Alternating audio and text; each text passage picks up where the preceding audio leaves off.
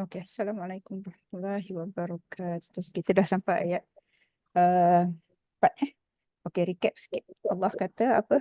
Allah bagi amaran yunzirul ladzi qalu takhazallahu walada. Allah kata ada 3 golongan Allah beri amaran Quran ni terutamanya untuk orang-orang yang berkata Allah ni ada anak. Okey, kita dah tengok dah siapa golongan ya. Ada 3 golongan. Kristian yang kata Nabi Isa anak Allah, Yahudi yang kata Uzair anak Allah, musyrikin Mekah yang kata berhala-berhala ada dengan malaikat tu anak perempuan Allah. Okey, kita dah tahu dah 3 golongan ni. Allah bagi tahu lepas tu ayat 4 tu sebab mereka tak ada ilmu Dia tak ada ilmu, nenek moyang pun tak ada ilmu. Bila dia tak ada ilmu, dia akan berkata benda-benda yang dia tak tahu.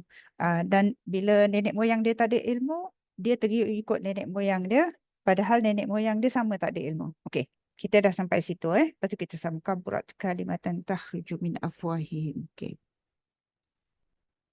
Kaburat kalimatan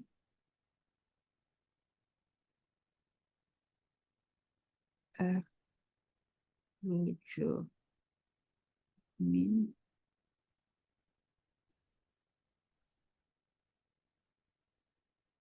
afwahihim. Betul Cuba afwahihim. Okey, berhenti kat situ. Lepas tu dah Kita kata yakul illa kadiban. Okey. Dia kata kaburat ni kalau expression Arab kata kaburat ni daripada perkataan kabir kita tahu kan? Allahu Akbar, besar.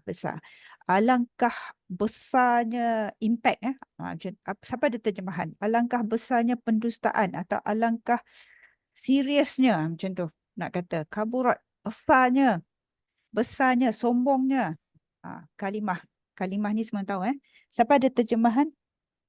Dia cakap apa? Alangkah buruknya macam itulah. Kaburat ni. Siapa yang boleh buka? Alangkah jelek. Alangkah apa? Celanya. Jelek. Alangkah besar atau alangkah jelek. Jelek. Okeylah, bolehlah. Alangkah besarnya dusta macam tu Siapa boleh buka muka Alangkah buruknya macam itulah Alangkah buruknya kalimatan ni kalimah lah.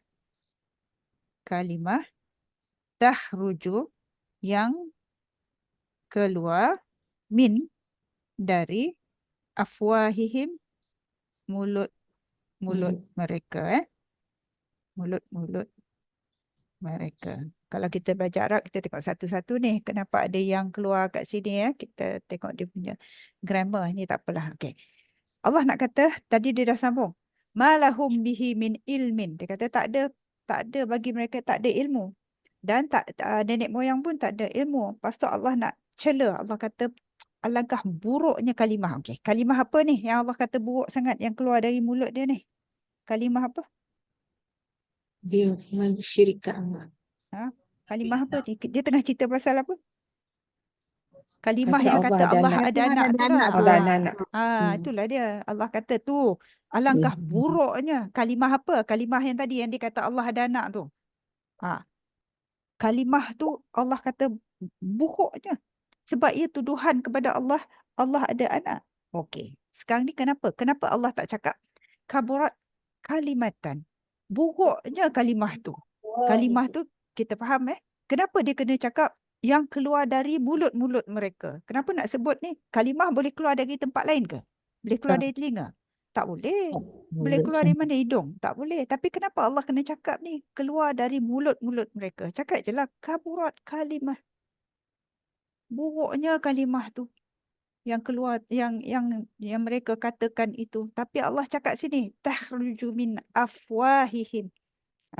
Apa dia Allah nak bagi tahu ni? Sebab Allah tak bagi tahu, tak buat ayat tanpa sebab ni. Kenapa nak sebut ni keluar daripada mulut-mulut? Okey. Sebab macam ni. Kita ni kita buat contoh kita punya syahadah lah. Syahadah asyhadu alla ilah. Mula-mula kita beriman dulu kan? Baru kita mula cakap. Beriman di mana? Di hati. Bila kita dah beriman, kita pun kena nyatakan dengan mulut kita. Apa-apa pun lah. Bila kita dah percaya kat hati, barulah mulut kita cakap. Allah nak kata, kata-kata nak bagi tahu kat kita, kalimah yang kata Allah ada anak tu keluar dari mulut je. Sebenarnya dalam hati dia percaya Allah tu tak ada anak. Tu pasal Allah nak tegaskan kat sini. Buruknya kalimah yang keluar dari mulut ni. Sebenarnya keluar dari mulut je diorang ni. Dalam hati diorang ni semua percaya Allah tu tak ada anak. Boleh faham tak? Boleh faham tak ayat Faham? ni? Ayat ni Allah nak kata tu pasal dia cakap min afwahihim. Sebenarnya manis kata di mulut Tak, saja. Keluar kat tak mulut aja mungkin. ni. Sebab apa? Kalau betul-betul percaya dalam hati, dia dalam hati dulu, baru keluar. Tak cakap lah kat mulut aja kan. Tapi orang yang kalau dia membohong, dia cakap kat mulut je kan. Hati dia je tahu dia membohong. Okey tak? Faham Okey. Hati, Allah nak bagi tahu, orang yang tiga golongan tadi tu, hati dia mengakui, hati dia tahu. Allah tak ada anak. Tapi dia keluar je kata mulut tu Allah kata buruknya kata-kata yang keluar daripada mulut dia. Macam inilah kita bagi contoh Nabi Isa Kristian katakan. Dia kata Nabi Isa tu anak Allah. Kenapa Allah kata sebenarnya dalam hati dia tahu Allah ni tak ada anak. Kata-kata ni buruk ni keluar dari mulut saja. Dalam hati dia tahu Allah memang tak ada anak. Contoh Nabi Isa Sebab akal kita tak boleh terima Nabi Isa tu dia kata anak Allah.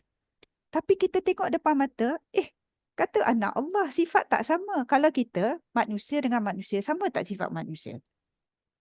Kalau kita manusia, anak kita manusia, kalau manusia yang bapaknya lapar, anaknya lapar lah. Sifat mesti sama lah kan? Sebab manusia sama jenis kan?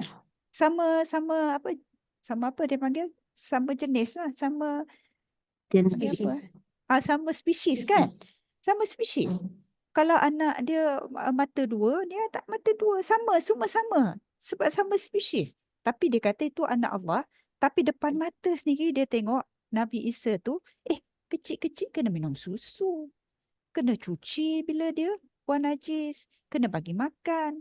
Panas, kena mandi. Kan, lapar, haus kena minum. Lagi dahsyat lagi, boleh kena bunuh pula. Kata anak Allah. Kan? Akal ni sebenarnya dalam hati dia tahu. Tak mungkin ini anak Allah. Tak mungkin. Sebab sifat pun dah tak sama. Tak sama spesies. Akal dengan hati tahu ni bukan anak Allah. Tapi mulut nak cakap juga. Bila dia cakap tu anak Allah tu, kata di mulut saja. Sebenarnya dalam hati dia tahu tak betul. Macam ni lah. Kalau kita sendiri, kalau kita bagi tahu kat orang Kristian, orang Kristian kita cakap, kalau I tengok tunjuk kita nampak apa? Kita nampak ayam kita kata. Ayam tu anak saya. Dia gelak kan? Mana boleh ayam ni anak kita? Tengok rupa pun lain kan? Sama lah macam nak kata Nabi Isa tu anak Allah. Ya Allah, takkanlah. Yang makan, lapar, tidur kan? Nak kata sama dengan anak Allah. Anak Allah tu gaib. Allah gaib tak nampak lain. Kita macam tu je kan? Anak ayam ni anak ayam. Kan? Anak ayam tu kena bunuh. Kita kena sembelih buat gulai. Takkan aja nak. Jadi akal kita memang bila kita cakap ayam dengan kita, boleh pula dia terima kata tak masuk akal lah. Mana boleh. Mana boleh ayam tu anak kita, kita melahirkan ayam pula kan. Tapi bila sampai kat Nabi Isa dia tak boleh. Jadi dalam hati sebenarnya dia terima. Kenapa yang dia mati-mati cakap itu anak Allah? Sebab orang Kristian ni dia kata, kalau cakap orang Kristian dia kata dia tak boleh fikir sangat benda macam ni. Dia kena terima aja. Sebab church dia dah kata gitu, dia kena terima. Dia kalau fikir, dia macam ni orang Islam kita pegang ni. Orang Kristian ni, kalau dia fikir dalam-dalam pasal agama dia, dia akan tinggalkan agama dia. Dia akan masuk Islam ke, dia akan larilah daripada agama dia. Mula-mula dia akan jadi atheist, lepas atheist dia mencari, akhirnya dia akan jumpa Islam. Tapi kalau dia fikir dalam-dalam pasal agama dia, dia akan tinggalkan agama dia. Terbalik dengan orang Islam. Orang Islam, kalau tak fikir pasal agama dia, dia akan tinggalkan Islam. Sebab orang Islam ni kalau fikir pasal agama kita ni kan, Masya Allah, Tuhan takkanlah dia dah cipta kita. Takkan tak ada pencipta. Mesti ada pencipta. Kita nampak kereta kita kat porch, tak ada siapa kata jadi sendiri kan. Mesti ada pencipta. Jadi bila kita percaya ada pencipta, pencipta hantar Rasulullah. Betul ke Rasulullah ni bawa Quran kat kita? Check lah. Dia tak reti baca. Dia tak pernah berjumpa dengan orang Kristian yang nak tahu ilmu banyak-banyak yang macam-macam benda dalam Quran yang tak mungkin ada orang tahu. Bila kita check, fikir, guna akal ni, kita akan terima. Ada pencipta Allah. Allah ni hantar Rasulullah. Rasulullah ni bawa Quran. Tak mungkin Quran ni umat manusia biasa buat bila kita guna akal. Kalau tak guna akal, memang kita takkan terfikir benda ni. Bila kita fikir, kita akan tahu ini Rasulullah betul. Quran betul. Dan kita terima semua dalam Quran. Pasal siapa yang fikir, dia akan dekat dengan agama dia. Bila dia tak fikir, dia akan tinggal agama dia. Kristian terbaik. Bila dia fikir benda ni, takkanlah masuk akal. Anak ayah macam anak kita, anak Allah macam manusia. Bila dia fikir, dia akan tinggal agama dia. Allah kata, yang dia cakap tu memang sebab dia tak nak fikir. Dia terima je. Keluar kat mulut je. Kat hati tak ada. Okey, 3 golongan tadi sebenarnya dia memang percaya Allah tak ada anak. Tapi kata di mulut saja. Tu pasal Allah cakap, min afwahihim. Allah tegaskan kat sini. Kata-kata ni besar buruknya kalimah ni yang keluar dari mulut saja. Okey, sampai sini okey. Iyakuluna illa kadhiba. Dia sambung. Yakulu kuat 11 nilai.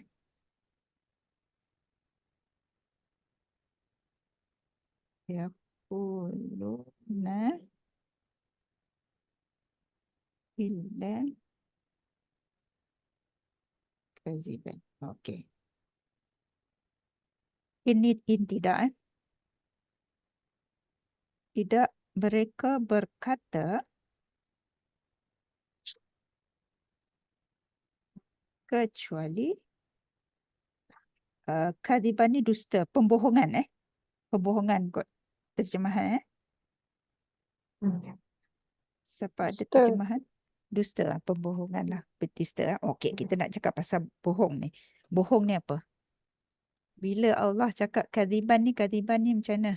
Okey, kadiban ni benda yang tak betul. Senang aja nak tahu apa yang bohong, benda yang tak sama dengan realiti. Sebenarnya hakikat realiti. Dia ada satu hakikat ni. Walaupun tak ada berniat nak cakap bohong, tetap dikata berbohong. Berbohong ni apa hukum dia? Dosa. Dosa. Berbohong ni dosa. Walaupun tak berniat untuk bohong. Pasal Nabi kata kalau tak tahu diam. Daripada cakap benda yang tak betul. Apa dia bohong? Cakap benda yang tak betul. Okey, dia ada kisah hadis sahih, kisah Rasulullah sahabat dia ni. Sahabat dia ni ada satu isteri kepada sahabat. Tak ingat nama dia. Si isteri dia, husband dia baru meninggal. Suami dia meninggal ketika dia sedang mengandung. Lepas tu sebulan sebelum dia melahirkan lah, lebih kurang macam tu. Jadi dia mengandung sebulan, dia tengah mengandung. Suami dia meninggal, sebulan kemudian dia melahirkan anak. Lepas bersalin tu, dia dah bersalin, dia dah pakai pakaian cantik, dia dah keluar jalan-jalan lah. Seorang sahabat lain, nama Abu Asanabil, sahabat lain, nampak dia. Dia ni baru lepas melahirkan, sebulan hari tu suami meninggal. Habis dia tegur. Dia kata, kamu tak boleh keluar rumah ni, edah kamu tak habis lagi. Jadi perempuan ni kata, dia pergi jumpa Nabi. Dia kata, ya Allah, ya Rasulullah, tadi jumpa sahabat. Tadi dia kata, aku tak boleh keluar rumah sebab aku masih dalam edah. So dia tanya Nabi, betul ke aku masih dalam edah? Nabi kata, edah yang wanita mengandung, kita ni pun kena tahu wanita mengandung ni, edah dia habis bila dia melahirkan regardless. Kalau macam tinggal sebulan tadi, habislah. Dia melahirkan, habis edah dia. Kalau katakan macam ni ni hukum kita. Kalau dia ni, suami dia mengandung, dia tengah 8 bulan kan. Suami dia meninggal kat situ. Dia edah habis kat sini. Tamat. Bila dia melahirkan. Walaupun baru sebulan ni tapi kalau dia kat 2 bulan, dia habis pun edah dia. Ini untuk isteri, untuk orang mengandung. Edah dia tamat bila dia melahirkan. Jadi okey. Apa point dia? Ni hadis sahih ni. Tadi sahabat yang kata tadi, kamu ni masih dalam edah, tak boleh keluar rumah. Dia tak berniat nak berbohong. Dia tak berniat nak cakap benda yang tak betul. Tapi Nabi kata dia salah. Tak boleh. Tak boleh cakap. Kalau kita tak tahu, diam je. Jangan cakap. Sebab apa? Walaupun tak berniat untuk bohong, bila kita cakap benda yang tak betul, dikira berbohong. Boleh faham ke ni? Okay. Benda-benda ni, walaupun kita salah info, okey. Apa kena mengena dengan kita? Sebab kita banyak kata benda-benda yang kita ingat okey, kita ingat betul. Last week kita dah cakap dah. Contoh apa?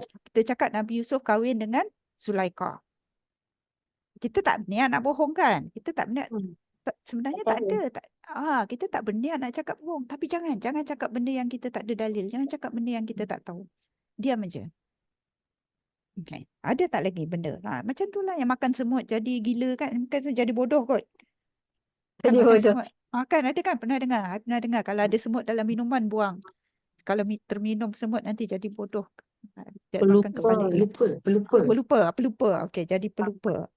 Ni Dia semua tak ada tidur, dalil. tidur selepas asar tu yang jadi gila tu. Itu dia sebab asal jadi Ah. gila kan. Itu benda-benda walaupun kita niat kita tak ada nak berbohong tapi benda tu jadi bohong. Benda tu jadi bohong sebab definisi bohong ni berkata benda yang tak benar. Berkata benda yang tak sama dengan hakikat. Itu bohong lah. Inilah kadzibah. Mereka ni berkata bohong aja ni. Kenapa Allah kata dia orang ni berbohong? Balik pada ayat ni balik. Sebab dalam hati dia tahu benda tu salah. Tu kata kalimah ni keluar dari mulut je. Dalam hati dia tahu Allah tak ada anak. Akal dia pun kata Allah tak ada anak. Dia dah memang tahu. Hakikat dia tak boleh Allah ada anak. Iyakul Allah kata mereka tu berkata bohong aja. Sebab dalam hati tahu Allah tu dalam keluar ni mulut ni kata benda yang dia tahu dia tak percaya pun. Allah kata mereka ni berbohong saja. Tapi apa dia punya pengajaran kat kita ni? Boleh tak kita cakap bohong? Tak boleh lah sebab Allah nanti nak samakan kita dengan orang ni. Orang yang berkata ikut mulut aja ni. Dalam hati dia tahu benda tu tak betul dia cakap juga. Ini pengajaran untuk kita sama macam kita. Tak boleh nak berbohong. Tinggal kecuali ada dua keadaan boleh berbohong. Hukum berbohong ni memang berdosa lah. Dibenarkan berbohong ni 3 keadaan je. Okey. 1. Ni kita kena tahulah supaya kita tahu bila nak. Bohong sunat tak ada. Dalam Islam tak ada bohong sunat. Bila boleh dibolehkan cakap macam itulah. Dibolehkan. Kadziban berbohong. Berbohong. Okey. Memang ada 1. Perang. Dalam peperangan. Kita buat taktik kan? Kita kata tak ada, kita belum nak keluar lagi. Kita punya angkatan kita tak ramai. Benda-benda macam itulah. Dalam peperangan, taktik perang boleh bohong. Boleh cakap tak benar. Lepas tu 2, damaikan 2 kumpulan bergaduh. Atau 2 sahabat ke, atau suami isteri ke, 2 pihak lah. 2 pihak berselisih, bergaduh tu, nak mendamaikan dia, boleh bohong. Contoh macam ni. Katalah kita ada 2 kawan kita ni, sahabat kita. Macam kita lah, MRSM kan, kita tahu. Okay. Kita tahulah best friend yang ni tengah gaduh dengan best friend. Entah apalah dia berkecil hati, entah kan. Agaknya birthday dia lupa nak cakap ke apa ke lah. Kan, lupa nak wish ke apa, tak dapat hadiah ke apa, tak tahulah. Tapi best friend kan. Lepas tu, dia dah berselisih faham. Kita ni, nak mendamaikan 2 ni, nak suruh dia berbaik ni, kita boleh cakap, I jumpa si Minah tu hari tu, dia duk tanya pasal you. Dia kata, miss lah you. Tak apa, padahal kawan tu tak cakap pun. Kawan tu tak cakap pun. Kita pandai buat cerita sebab nak baikkan dia. Kawan ni, kita pergi jumpa kawan tu pula. Cakap, I baru jumpa dia tu. Hari tu dia sebut-sebut. You tahu, dia kata, alah, I menyesal lah kalau you kecil hati. Dia memang tak betul-betul tak nak buat you kecil hati. Sebenarnya dia terlupa hari tu. Dia duk cerita kat I. Sebenarnya dia sedih kalau you tak bercakap diorang. Kita pun, dia pun tak ada sedih-sedih kan. Kita je memang pandai buat cerita. Tapi sebab tu, macam dia pun lembut hati nak bercakap. Itu tak apa. Nak mendamaikan 2 kumpulan dua ni tak apa. Kalau tu best friend, kalau suami isteri pun macam itulah. Alah, kita pergi kat suami, dia kata dia baik, jaga rumah tangga bagus, takkanlah benda sikit macam ni nak ambil hati sampai nak halau dia dari rumah. Kita duduk baik kan, cakap dengan isteri macam tu. Alah, make allowances lah. Orang lelaki ni kadang-kadang dia pening kepala ke office tapi dia terbawa-bawa ke rumah. Itu yang dia cakap benda kasar-kasar kadang-kadang. Bukannya betul-betul nak cakap. Padahal tak ada pun kan. Sama aja. Macam itulah. Faham nak mendamaikan tu boleh. Kita cakap kita cakap benda-benda baik lah. Antara 2 tu. Okay. Yang ketiga, suami atau isteri antara suami isteri. Bukan tadi kita orang ketiga kan. Suami dengan isteri nak baik. Best friend dengan best friend nak baik. Ini antara suami isteri. Macam mana nak cakap? Antara suami isteri lah macam tu. Ini antara dia berdua. Antara suami isteri. Apa contoh? Ni contoh paling besar ni. Dia kita beli baju baru kan. Lepas tu kita tanya husband kita, cantik tak baju I? Padahal dia kata, ini common kan? Dia common kita tanya, cantik tak baju I? Padahal kita pakai baju tu tak nampak gemuk kan? Tapi suami kita nak jaga hati kita. Kadang okey lah, tak gemuk ketat-ketat tak maulah. Color tu tak kena dengan kita kan? Ya Allah, terangnya color bunga besar-besar. Dia tak suka sebenarnya. Tapi nak jaga hati kita, pandai, cantik you beli. Cantik you beli. Okey, okey. Boleh. Dia nak berbohong sebab nak jaga hati isteri dia, boleh. Kalau kita atau kita beli krim baru kan. Kadang kita beli krimnya dah seminggu. I beli ni, diorang kata kalau pakai ni muka jadi licin, nanti hilang dot-dot hitam ni. Seminggu kita bertanya, you tengok muka I improve tak? Improve tak? Dia pun cakap improve. Padahal Boleh sama dulu. je. Itu experience lah tu. Tak apalah. Improve dia kata. Okey, macam tu lah. Kita boleh pakai. Sama macam suami kita. Macam dia tanya, I rasa I dah put on weight lah. You rasa perut I makin besar kata. Tak ada, okey je. Padahal macam tu lah. You terasa rambut I makin putih ke? Tak, okey je. Sebab dia sensitif kan. Betul lah. Betul. Boleh? Okay, Boleh so dia cakap. Rambut okey. sikit. Antara suami isteri dibenarkan supaya tak mendatangkan pergaduhan. Okey, boleh So, boleh berbohong. Tapi bohong sunat tu tak ada. Dalam Islam tak ada bohong. Bila benda yang berdosa, tak boleh sunat. Sunat ni benda yang dapat pahala. Jangan cakap sekarang tak boleh cakap bohong sunat, tak mau cakap dah. Tak ada sunat-sunat. Tapi dalam keadaan tiga ni, kita dibenarkan berbohong. Cakap benda yang bukan realiti. Okey. Sekarang ni, kita punya pengajaran kita. Sebab kita dah nak habis masa, tak apalah. Nak buat ayat lagi satu tu minggu depan. Okey. Sekarang ni Allah kata, kita ni sebenar-benarnya, yang mengatakan Allah ada anak tu, 3 golongan tu, sebenar-benarnya dalam hati dia tahu benda tu tak betul. Kebanyakan orang macam ni lah. Dalam hati dia tahu tapi dia sombong.